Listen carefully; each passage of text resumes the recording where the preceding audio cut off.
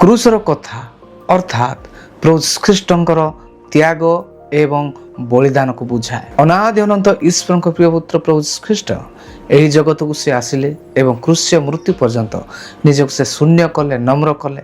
ईश्वर हेले मध्य निजक से ईश्वर बोली मणिले नाही, साधारण मनुष्य भाव यही जगत रे से जीवन यापन कले एवं कालवरी क्रूस उपरे समग्र मानव जाति पाए से बलि हेले।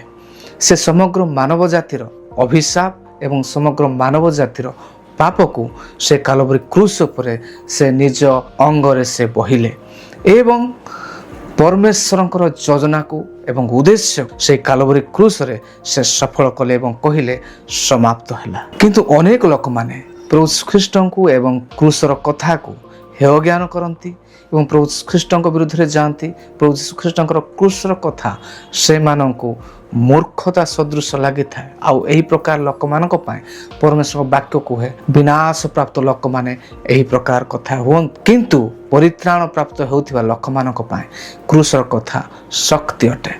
प्रथम कोरिन्थियो 1:18 पद लिखा जाए, कारण विनाश प्राप्त होता लोक मान क्रूसर कथा मूर्खता मात्र, किंतु परित्राण प्राप्त होता आम मान प्रति ताहा ईश्वर शक्ति अटे।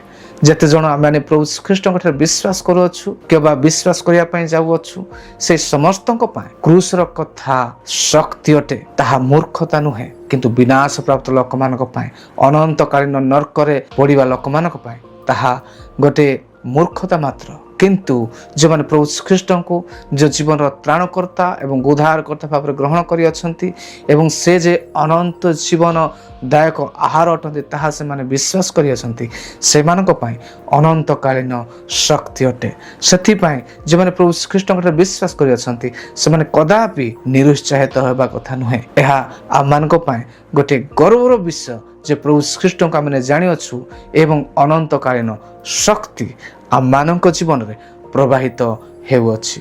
प्रभु आम प्रत्येक को यही अल्प आलोचन आशीर्वाद करंतु। आमेन।